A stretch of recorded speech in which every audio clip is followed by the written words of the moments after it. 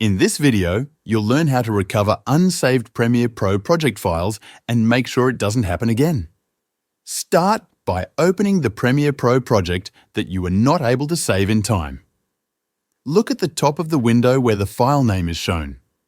You will also see the location where the project is being saved. This is the folder that usually holds the auto-save files. Now open File Explorer and go to that location. If you're not sure where to look, try going to the Documents folder. Then open the Adobe folder.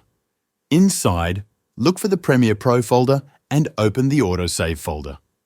Here, you will find all the backup versions of your project saved automatically by Premiere Pro. Look through the files and choose the most recent one. Open it in Premiere Pro and continue working from where it left off. If you don't see any auto-save files, then sadly, there is no way to recover the project. But you can make sure this doesn't happen again. To do that, open Premiere Pro. Go to the top menu and click on Edit. Hover over Preferences and click on Autosave. In this panel, make sure the autosave interval is set to 5 or 10 minutes. Then click OK. That's it.